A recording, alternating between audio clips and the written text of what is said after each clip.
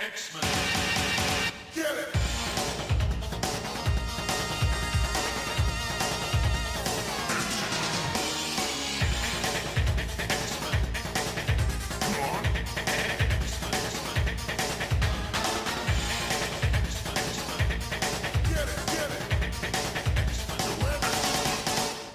Hey everyone, and welcome to another exciting episode of Battle of the Atom. This is your weekly X-Men podcast where we rank every X-Men story from A to Z. I'm Adam. And I'm Zach. And Adam, welcome! Oh, man. It's almost the dawn of the House of X. I can hardly... It's the dawn of X. It's the House of the X before the dawn of the X. Followed closely by the brunch of X. Because everyone essentially in the time between does just like get a coffee and maybe like a banana, but they still want to eat something. So like 10:30, 11 rolls around and they're all going to get brunch. And then of course that's going to lead into the afternoon of X, which is going to be some lazy team building stuff. Everyone really wants to get some work done. Wolverine really, he's desperate to mow. He knows that rain's coming in, and even though it doesn't really need it, if he doesn't do it now, it's not going to get done for a week, and it's going to look terrible. Colossus needs to rip a tree out of the ground. He does. Gotta get that housekeeping real good, and then that's gonna come into the Dusk of X. I like the sound of the Dusk of X. Yeah, that's hard to actually say. Dusk of X. It sounds Dusk of X. Dusk of X does sound like a medicine. Which would be a Hickman-y thing. And in fact, Adam, I've got something here. Oh yeah. All right. What do you got? Well, you see, as we are dawning into this age of X of Hicks, this house and these 10 powers that we all have. Yes. We I have been keeping a sports book essentially. And ooh. I'd like to present that to our listeners. So here's what's going to happen. Oh, yes. If anyone wants to put money on this, you can hit me up on Twitter, and we'll pretend like this is a thing I'm actually doing. So no actual money will be exchanged? No money will be exchanged hands. So what you're saying is the currency involved in this is Pogs, and people will be able to bet and collect Pogs. Yes, that's a great thing. So let's open the book. There's a couple of wagers here that I really think some people are going to be interested in. I'm very interested. I want to know what's in this book. All right. So let's start out low. At 2-1 odds, we have that under that Xavier Cerebro mask is a full head of hair. Okay, that sounds reasonable. You know, not specifying whose hair. That's not part of the bargain. But that's at 2-1. Now but there's hair under there. That there's hair under there. Title of the episode. Now at 3-1 is that there is a secret ruling council that hides in the shadows and is overtaken by their own hubris. Sounds Illuminati Hicksman-like. It sounds like the Manhattan Projects. It sounds like East of West. It sounds like the Council of Reeds. Clandestine group. Yes. Now, here's coming down. It sounds like S.H.I.E.L.D. It sounds like Secret Warriors. Anyway. At 4-1, and I think this is less likely, but it has a lot of potential. There is going to be a porcelain white-skinned woman who only speaks in riddles. So people, if you're interested in that, that's going to be going on. There's also a side bet on that. Okay. That's for even money. That essentially goes down to if that very pale woman will be underwritten in the series. So we got that one going for us. Now I think we need to get into the highest tier bets. These are the pies in the skies. that I Okay. want us to get to. What are the long shots here? Long shots, 25 to 1 odds here is that Bill the Lobster is the progenitor of all of mutant kind, because lobsters are very long-lived. Yeah. So Bill has been here before us, and he will be here after us. I love that idea. That's 25 to 1 odds. Now, if we want to get crazy, at 100 to 1 odds, and this is really inspired by something that X-Men adjacent person, Scarlett Johansson, said. Is this about trees? And it is, well, there's a lot of trees involved. And, Scarlett Johansson has said that she can play any man, woman, animal, or tree. So, Yes. making the fact that red is her color and that she wants to be the face of the franchise, I'm putting at 100 to 1 odds that Scarlett Johansson is actually Cyclops, who is actually a tree. Well, we So did if- have that great Groot cameo in Avengers. that was a great scene. So you never know. When Yggdrasil, the world tree that made up the battle world of Secret Wars, was actually destroyed because of Groot, who was a toothpick. Yep. Yes. It's very good. So that's the sports book for the Hoxpox era. And you know what? If anyone wants to get on this action, hit me up. Wow. I'm kind of surprised. No Mars, no world. That's a push. That's too low of stakes. No one wants to bet against it because it's just gonna happen. Man, what's funny is they're gonna have announced all the books by the time that this episode goes up. So we will pretty much know if I'm full of it or not, or if you're full of it. We're gonna find out. Yeah, we're probably both full of it, or we're both very correct, and we'll be having a parade for ourselves. We might. Now, do you know who else deserves a parade? Well, you did mention a certain lobster who definitely deserves a parade. Yeah, we're talking about William T. Lobster, of the Fallen Angels, which is the story we're going to talk about today.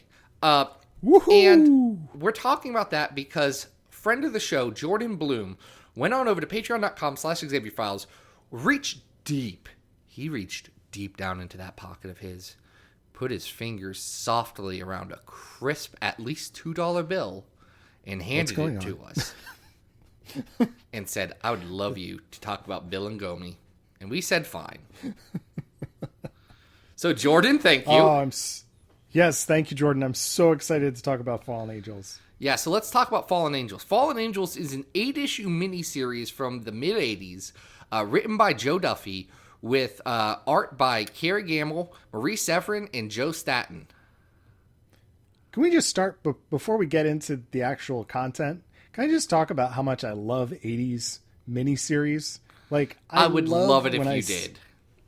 I really, like, and this was something that I really liked about the fact that there was New Mutants Dead Souls and Multiple Man last year. Like, I feel like there was a little bit of an ode to this era, but I distinctly remember growing up and there being these sort of like wacky offshoot stories that were not the main book, which was on like issue 300 or 400 or something like that.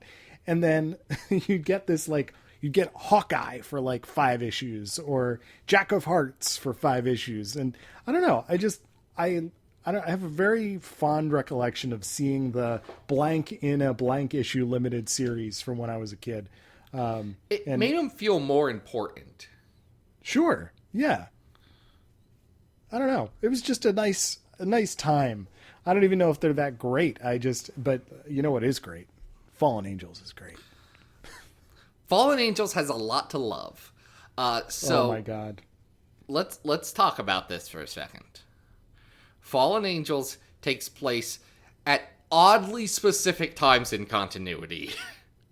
Mm-hmm. Like, yep, it's true. It's slotted into, the month that the other X books were coming out. So it's very tight on that. And it's a story about how Warlock and Sunspot and Boom Boom and others end up hanging out with an Oliver Twist esque street gang, but then end up hanging out with dinosaurs too, and then going off to a weird alien dimension planet where everything looks like the pinball wizard scene from Tommy by The Who. Oh my god. I'm not I wrong. love the way you're describing this. I'm not wrong. I love the way you're describing this. Put because Elton John's pinball wizard in Fallen Angels. He fits. If you had seen the advertisements leading up to this, you know, with Sunspot angrily standing over what looks to be a dead cannonball, and you read the first issue, and you assume that this is going to be, you know, Sunspot and Warlock hitting the city because Sunspot's convinced that he has done irreparable harm to his best friend and he needs to run away. How in the world could you ever expect that within 8 issues we would be in Coconut Grove? I mean, it's such a bananas series, and there is absolutely nothing like it in the rest of X-Men continuity. Like, it's so wild. Yeah, we need to talk, in case people don't know. Adam, the Fallen Angels. Yes. We already established Warlock, Boom Boom, and Sunspot are all there. Sure. Other X-Men favorites. Multiple Man. Well, yep. Siren. Mm-hmm. And The Vanisher. And The Vanisher. Yes. And that excludes new characters like Chance and Ariel. And then we also have another new character in Gomi and his sort of Frankenstein lobster pals, Don and Bill. And then we get, on top of all of that, the Jack Kirby, Devil Dinosaur, and Moon Boy. That's crazy cast. That's 13 characters. Yup. There's a lot going on in this book. No kidding. Some would argue possibly too much is going on in this book. Not me. I'm on board.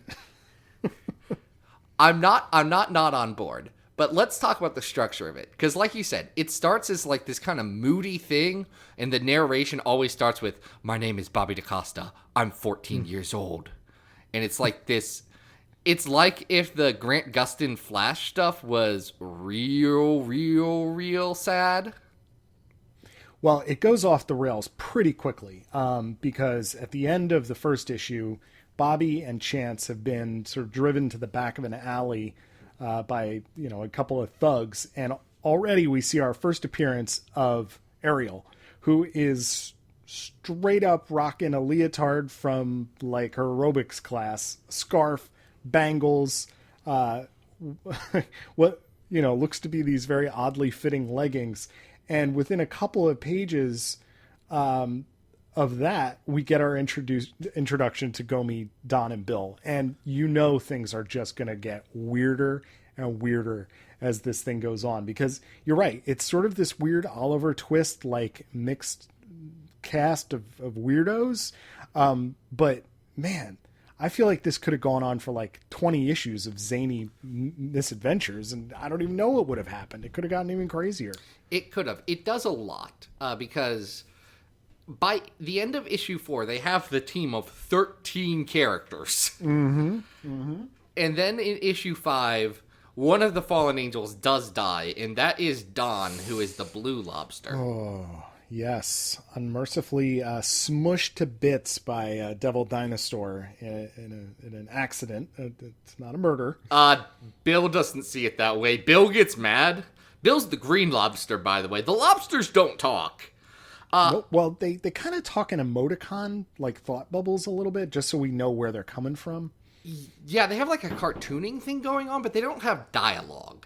No, it's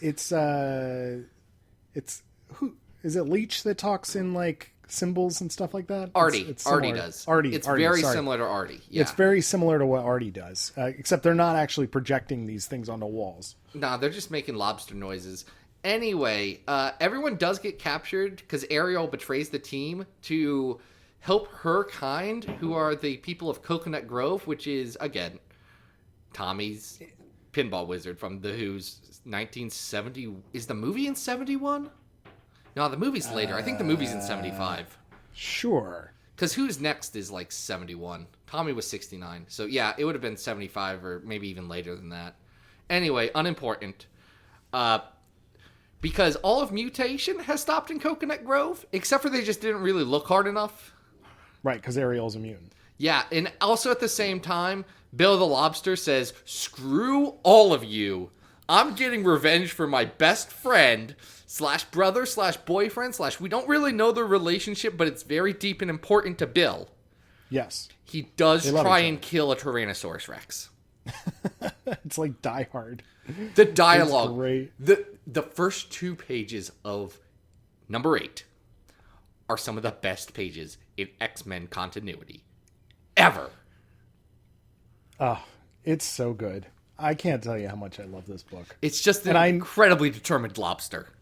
Yes, I love these characters. They're so weird. I know that you've always had an affinity for the Exterminators, and if you're a fan of the Exterminators and you've never gotten around to reading Fallen Angels, this is not saddled with being part of any crossover. So it's just this wild, freewheeling adventure, and I don't know, man. It's just so crazy. I really like Gamel's art in this. I think she does a really good job making very expressive characters. And like I said, I'm a big fan of the concept of Fallen Angels. I think there's a lot to love here. I probably have the most extensive collection of loose threads and weird art from Fallen Angels 2, the project that never materialized. Yeah, sadly. The sequel that never arrived. How many pages of that have come to light? I've got over 20. Wow, that's great. That's about an issue's worth. Including a very touching moment where Bill and Gomi go visit Dunn's grave. Oh my god. Heartbreaking. Yeah, it really does hurt to see. Fallen Angels 2, from everything I've learned, Marvel editorial did cancel it, and it was damaging to the creators. Marvel editorial may have made a good call based on some of the content that did involve child abuse and bestiality in a story does have a talking lobster. Oh boy. Oh boy. Yeah, not to Bill. Not to Bill. That's maybe not the way you want to go with your wacky hijinks team of outcast streetwalker. Moon Boy and Devil Dinosaur did get obsessed with watching MTV. Well, that's what's so crazy about this is like, they end up in the dinosaur age and end up picking up these guys. And it's just so random and fun. And I know deep in my heart, like if I'm being objective about this, that it is a bit of a mess. Yeah. But at that same time, like I appreciate how chaotic it is. And it almost makes me love it even more because it's just such a bizarre story thread that introduces all of these beloved characters. And I think, there's always something to be said for, that the bands that put out like the one perfect album and then never release anything else. And, then later they reunite and blow it. This is kind of like that because we really don't get to see these characters again in a lot of ways. Big parts of this team are either gone or have just sort of cameoed in places and they've never gotten back together as a group. So, I think this has all the makings of a cult classic when you look at it from that perspective.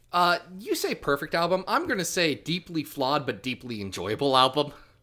Oh, sure. Because, look, there's 13 characters in this. A bunch of them don't really need to be here. Ariel is kind of just a worse Boom Boom. Well, and Ariel is a plot device in a lot of ways.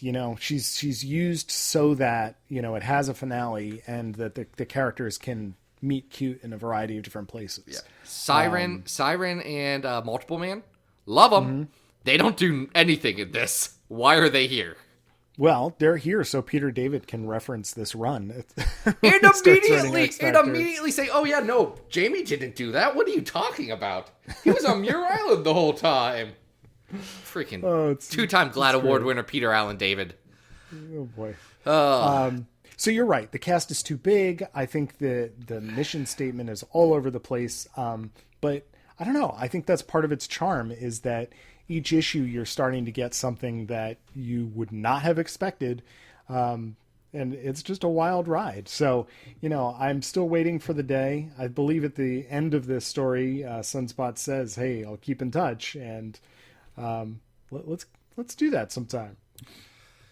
Yeah, so here's what I'd say. We have 252 stories on our list of every X-Men story from best to worst. Dark Phoenix Saga, Days of Future Past, and Astonishing X-Men Gifted round out the top 3.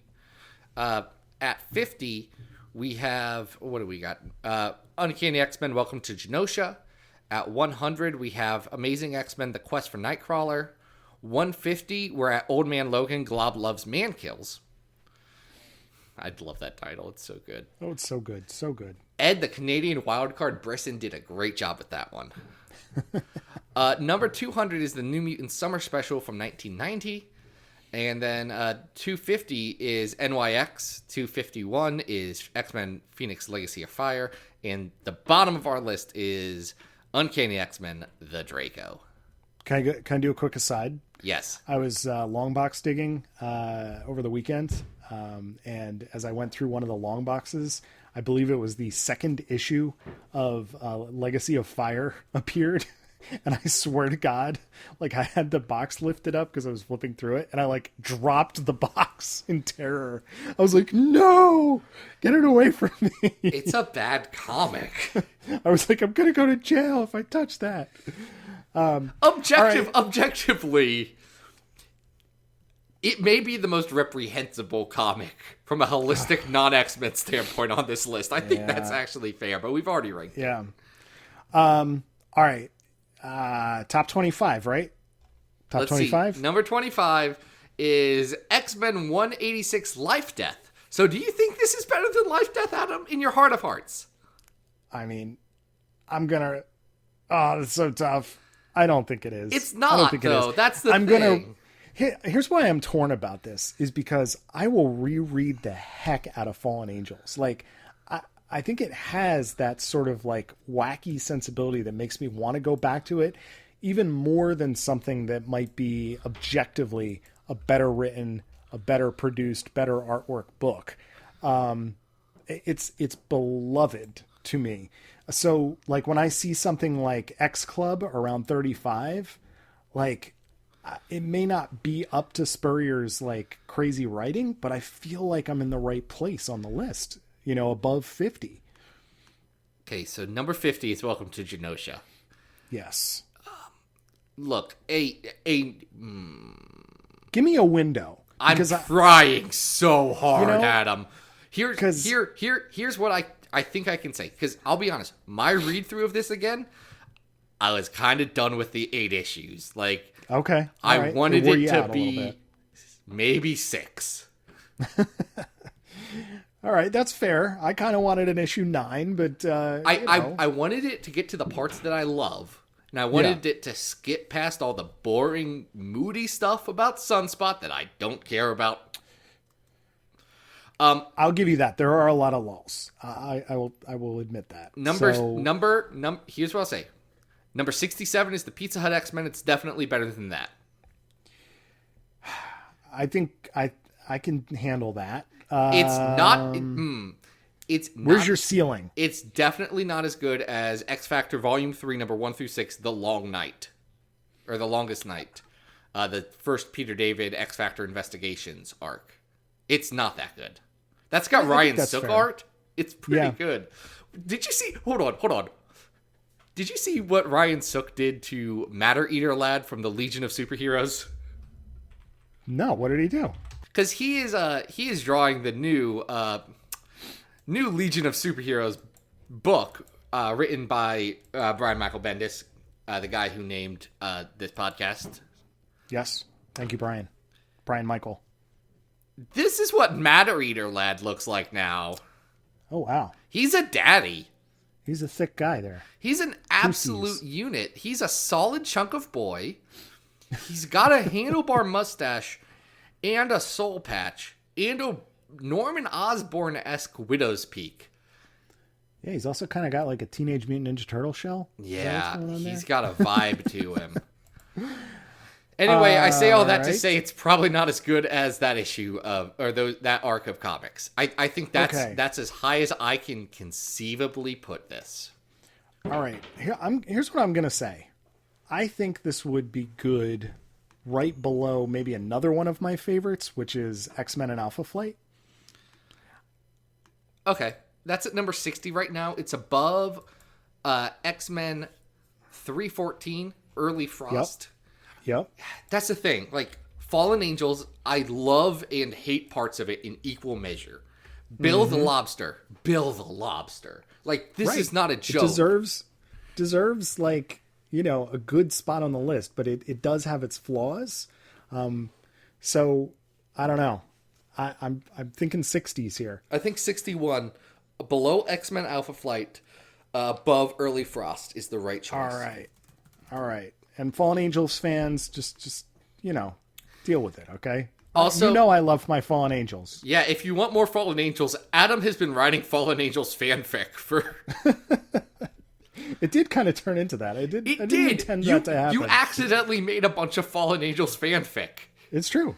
It is very true. So if you want to see some more lobster action and Ariel and all them, come read Bish and Jubes. It does. Look, I'm gonna say this. The scene where Don the Lobster has his big fight with a character that, if you don't know about Bish and Jubes, I'm remaining unnamed. That one page of comics is up there with my favorite thing I've ever seen you do. Thank you. I was so happy with that. It's that or the Garfield strips that are Maggot, which I forgot about, and then just randomly, like 2 days ago on Sunday morning, I was stretching and was like, shoot, Adam did several strips where Maggot was John Arbuckle and Eenie and Meenie were Garfield and Odie. I should do more of those. They were so good. Like, we did it for the zine, and I think those need to get posted, like, just for people to enjoy, because my gosh. Hey, I never asked you this. How do you feel about your Wolverine mini comic becoming canon in Wolverine? What is that? The heck was the Bad one Blood? shot that just came out? It wasn't Bad Blood. That's a Taylor Swift song. No, it's not Bad Blood. What the heck is it called? It was Blood Ties? Like Blood? No. Wolverine, Blood, Sam Keith, Wolverine thing. Well, you know what I'm talking about. There was a Claremont story in there, and he was cooking ramen with his exit claws. wounds. Yeah, he was. Exit wounds. He was. There's a long and storied history about Wolverine making Japanese food, and I'm very, very happy that his ramen recipe is renowned throughout Japan, I guess. Oh boy. Wolverine's having so many kids lately. It's crazy. Jeez. Wolverine and his many, many sons and daughters. Well, speaking of kids who are outcasts and live on the street, just like our fallen angels. Are we talking about the Runaways? No. Oh, man. I wish. We are revisiting a group of characters that we did not like the first time we read through them. So what is the second story of today? We're going to talk about NYX No Way Home. It's the sequel to the third worst X-Men story on our list. Oh, man. Because it's about runaways, and so is... and living on the street. This is like the sad, real version of Fallen Angels. Yeah, like what would actually happen to them would be like running from the cops and the government and assassins and ghost dads. There is a ghost dad. Ghost Dad's back. It's written by Marjorie Liu, who's very good, and I don't think we've talked about any of her X-Men stuff on this show. No, I don't think that we have, and she is such a huge improvement over Quesada doing the story in the first book. Just having these characters written by a woman, huge improvement. It makes me not absolutely hate them, so yeah. that's a big step in the right direction. Art on this one is by Kalman Androvsky. Also, Ramon Perez does some inks on the later issues, and he would go on to be a pretty good artist of his own right. Sure.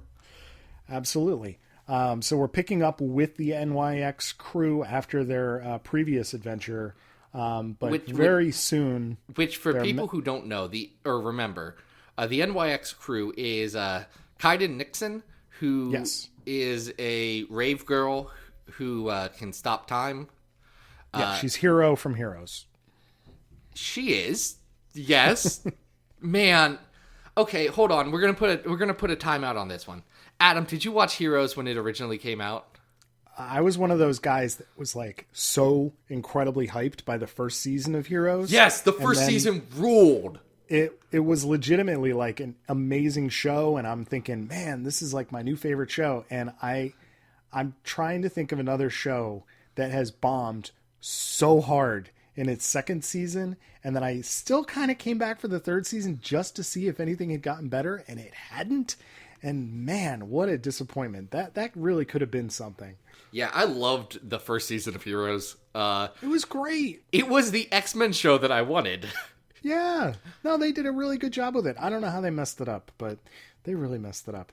Anyway, so Kaiden is basically Hero from Heroes, if you ever watched Heroes. Yeah, there's Tatiana, who is not really a vampire, but if she gets in contact with blood, she's going to turn into whatever the thing was, which is weird.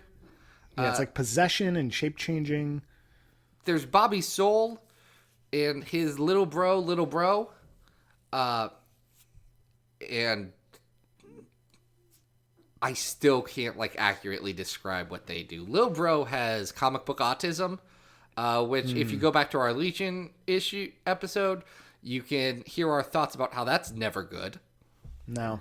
Nope. Not that there shouldn't be, people on the neurodivergent spectrum in comics by any means, but comics should probably do a good job with them instead of saying that, okay, this just means that you don't talk, but you also have awesome superpowers. They've got to find like a way to make these characters humans. Well, I mean, that's kind of how autistic characters are written on TV as well. That's a whole other bag of worms. Yeah. Anyway, yes, we have Bobby Soul, we have Little Bro, and their teacher, Miss Palmer, who is quickly abducted by a secret cabal of weird people who, some of them have lots of tattoos, and are they assassins or what are they? So we're in very different territory from the first NYX, which was involving X-23, not in this series. Which is weird. You'd think just from a sales perspective. You'd think. I mean, it's 2008. So even if, Laura's not the biggest thing in the world, she wasn't a tiny thing. She was still a going concern. Had Marjorie Liu started writing X-23? She had not. That started in 10, I think. Okay. So maybe that's sort of in the idea box at that point. I don't know.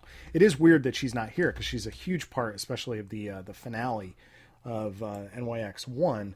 But we also spoke about how we really didn't like the way she was portrayed in that series. So maybe it's better that she's not here. Mm-hmm. Though I think Lou would have handled her very, very differently. She approaches this cast with so much more respect.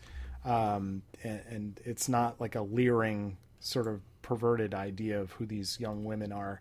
They actually have personalities, they have motivations, and they're trying to survive.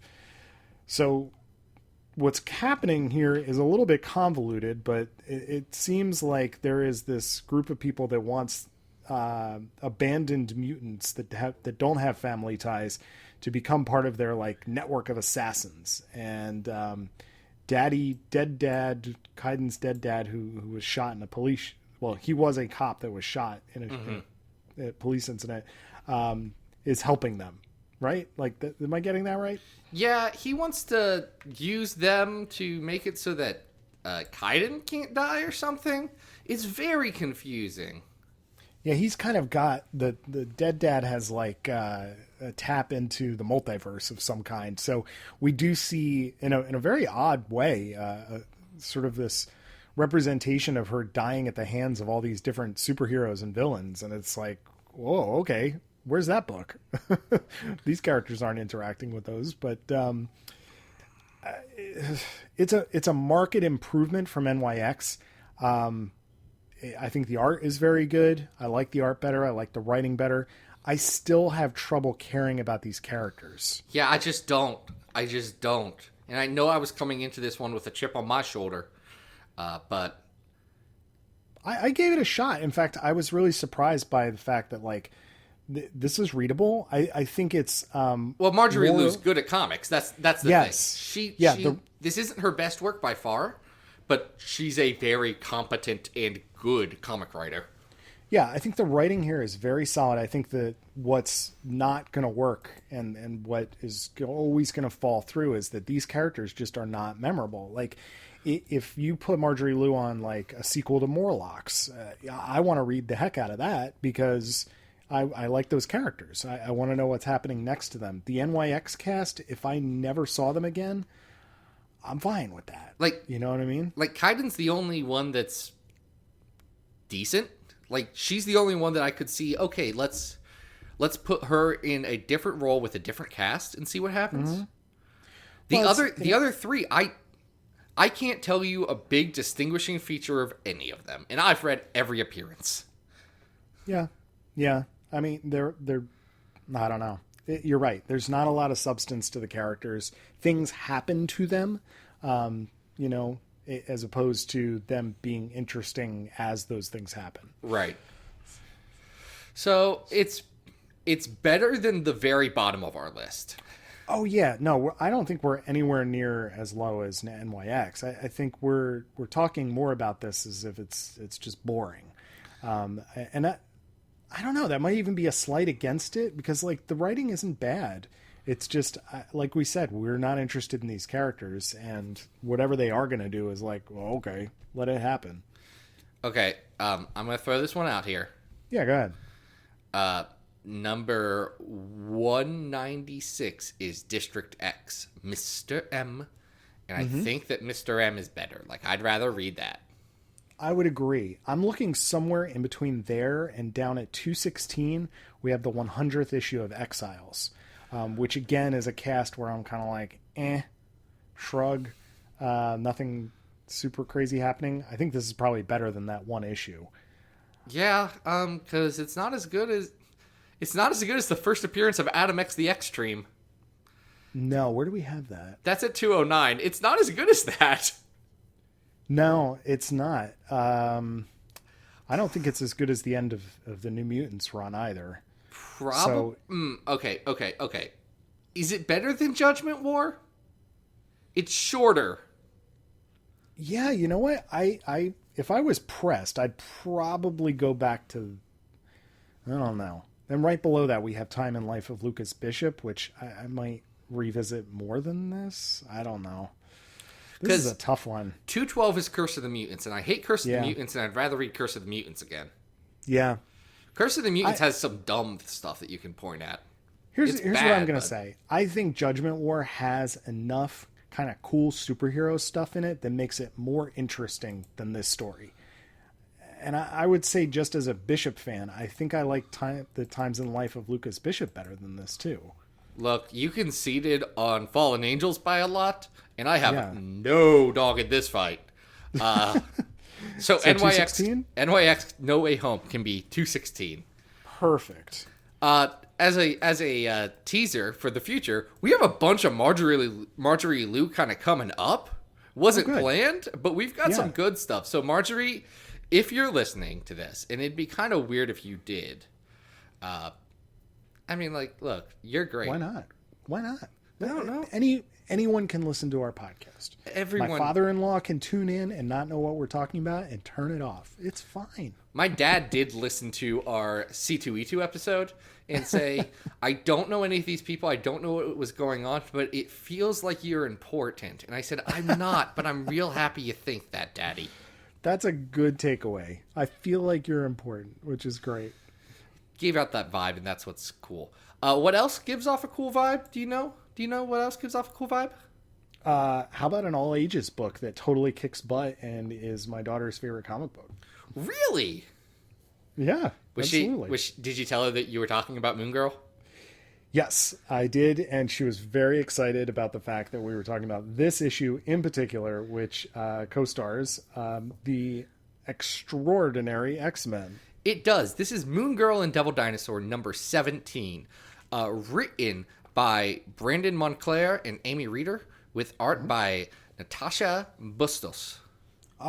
Bustos, so Bustos. good.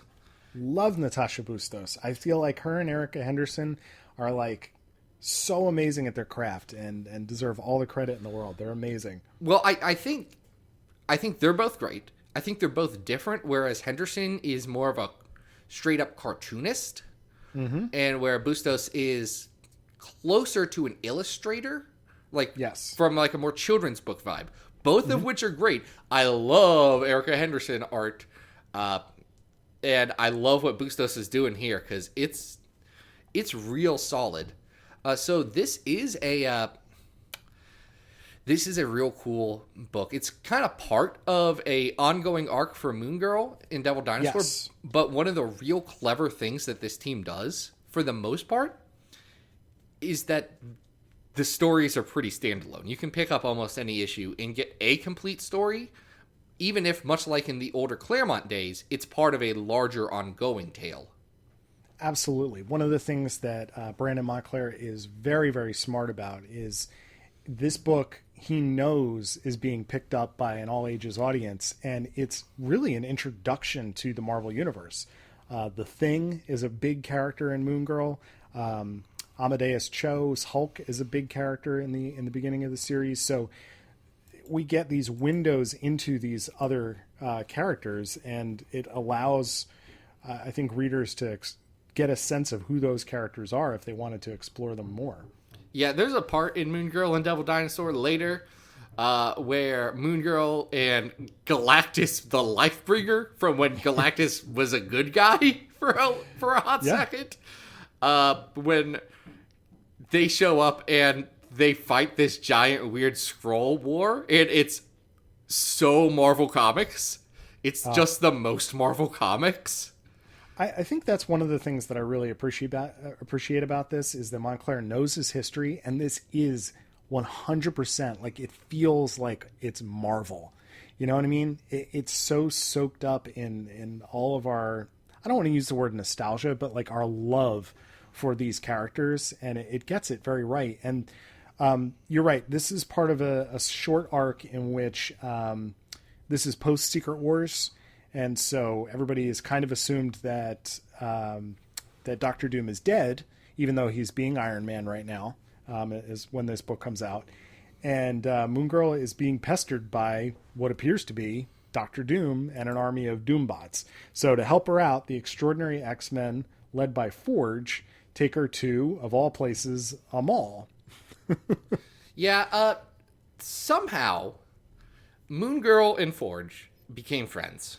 I believe, I don't know if it was in this issue where they first met or if it was in an issue beforehand, because there was an Extraordinary X-Men annual where they had a backup story together. Anyway, they're adorable and they're best friends, and I cherish their relationship. Absolutely. And through a second-hand Forge-made Cerebro and the Omni-Wave Projector, which is the weird Kree device that brought Oh, we didn't even talk about why we're really talking about this. Devil Dinosaur. Yeah, Devil Dinosaur's a co-star in this one, guys. Devil Dinosaur's in this one. Yes, we're going on about Moon Girl, but Devil Dino... Dinosaur is tied for the highest numbered Marvel comic right now. If so that great. tells you something. And guys, the fact that we can get a Devil Dinosaur who Maroo's, M-R-O-O, Maroo, it's just so adorable. Anyway, they get transported back to the 80s, complete with Forge's classic Life Death costume. He's in his hot pants. Forgy hot pants is here. Yeah, and we learned that not only is this not Doctor Doom, it's Doombot, but it also adds the Doombot to the really fun cast of this this wonderful series, because the Doombot's head is cut off by Wolverine, and it then sits in Lunella Lafayette's lab for many, many issues. It's great. Yeah, it's just real charming. Like, this is... it's a bit of a light issue in general, which is honestly probably appropriate for an all ages book. Like, not a ton happens. There's not a ton of peril. It's they get put into a situation and they have to work their way out of it. And they have to work their way out of it, ideally without resorting to violence. Mm-hmm. And I like it, and it's good. It is really fun, and it was really fun reading. You know, my daughter is, not a huge X-Men fan by any means, but knows that I'm a huge X-Men fan, and is really into Storm. Of all the X-Men, Storm is like her number one. So to see Moon Girl interacting with these characters that she knows that I like, this issue was all the more bonding. Like we over the last couple of years have read almost every issue of this series together, and it's really fun to see these kind of character interactions. You remember when Moon Girl found out that there was an X-Men genocide and that the Inhumans could fix it, but they didn't, and she said, "We should fix that." What are you guys doing? I'm 9. Yeah. I get why you didn't bring me in earlier, but we should really fix that. Yes. Very good. And then she became part of a... How would you describe the Rosenberg Secret Warriors? Tactical, Frustrating? I mean, Wait, hold on. Okay. Yeah? Okay, hold on. Yes. I want you to finish your thought, because I know you're coming to it primarily from a Moon Girl standpoint. Yeah, I don't... Here's what I'm going to say. Not a bad series. I didn't think they should have been in it. I think both of those are true, but I also like that Moon Girl's there. Okay. She has a lot of levity to that team, and they need it. Yeah. Yes. We were talking before about doing more Fallen Angels, and why not? Like, that's Fallen Angels is all get out. Yeah, throw them on another team, and have them have wacky adventures. So no problem with that. Now we have reviewed some things that are sort of outside of the X books. This is technically edited by X-Men editor Chris Robinson, and great. Continues to be. So yeah. No, I'm pretty sure this counts as legally as an X book. Okay. I mean, I think the highest we've ever gone with something like that is at 76. We have Howard the Duck 8-11. This is not good. No, this isn't rising to that. It's pretty good though. I do think it's a lot of fun. So where are you looking on the list? It's better than Extermination at 104. I would agree with that. It's fun in the same way that, like, let's see, hold on. What's around this? It's not better than 98, which is Avengers World 17, where Cannonball has a kid. Yeah. It's not as good as that, so that narrows it down a good amount. Is it better or worse than Quest for Nightcrawler and Amazing X-Men? Probably. And that's right above AVX. Yeah, that's at 101 right now. That's... You know what I'm going to say? I think you found an interesting spot here, because I don't think this is better than Jean Grey's Psych Wars. Okay. Then yeah, I like the fact that you made my decision for me. And this can be the new number 104. A good Excellent. Showing for Moon Girl and Devil Dinosaur. Characters that I don't think people expected us to discuss on this podcast. Yeah, if you're not reading this book, check it out. It's like consistently amazing. It's a very good all ages book, but I can also see if someone's not feeling an all ages book, they're not going to love it. It doesn't talk down to its audience by any means, but it's written directly for that audience. Oh yeah, no, you can tell. Like, Brendan Montclair is a parent. He's, he has a kid. He may have kids. I think I saw him at a con with his daughter. But like, clearly he's writing it from that perspective. But if you are of that perspective, you will love the book. Yeah, it's great. So Jordan, thank you for making us talk about so many animals that we love in this one. which was fun. If you want to be like Jordan and make us talk about a story and then have us go in wildly different directions with it, you can go on over to patreon.com/XavierFiles. That's where for $2 a month you can get we'll create an episode around one of your thoughts and suggestions. There's been a lot of good ones that we've gotten. A lot of stuff that I'm excited about on this list. Oh, yeah. So we've got that going for us, which is pretty good. We also have other tiers of support that you can join that'll get you more requests sooner. If you want, you also get access to what we're covering every week, so you can read along in the Battle of the Atom Book Club. If you hit the $300 a month level, which I guess, okay, let me rephrase that. If you personally want to give me and Adam $300 a month, look, take your money elsewhere. But if collectively you guys make $300 a month to us, then I'm going to start a spin-off mini podcast where me and friend of the show, Luz Bianca, go through the X-Men anime, and we watch that. Someone told me that having the only two animes I've seen all the way through be the X-Men anime and Neon Genesis Evangelion is quite a choice. So we've got that. Anything else that you might like, you can always find it at XavierFiles.com. That's where I have all the latest and greatest in X-Men news. Probably a roundup of all the stuff that they discussed at SDCC this weekend, or last weekend, recently.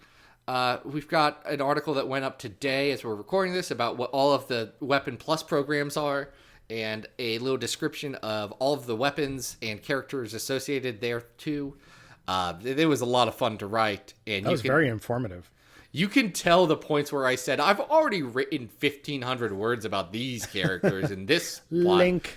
You can go over here. These are the boring ones. You're here to hear about brute force?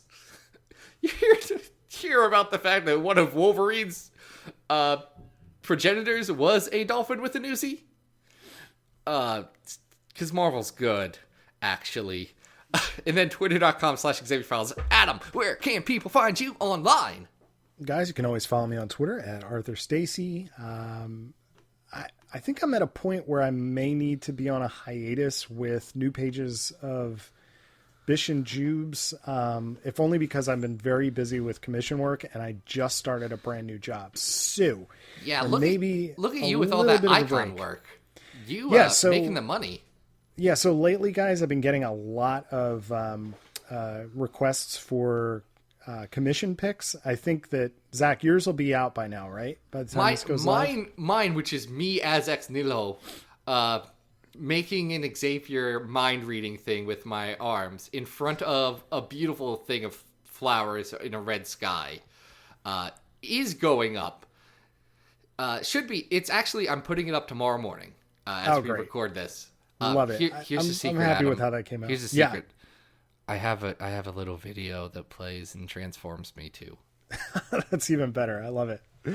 That is great. Anyway, I've been doing a lot of those. If you want one, please let me know. Let's talk. Wait. Let's talk. Are you part of the community? Are you an L tier? I'm sorry. I am not a Let's Talk account. Let's be very clear. Let's Talk Bish and Tubes over here.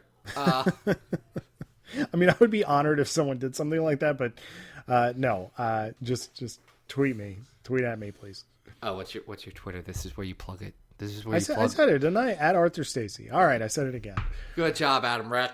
Yay. Yeah. Let's wrap this bad boy up, because next week we're gonna be talking about a nation, because we are a house of X. We are a nation of X. Yes. We are a people of X.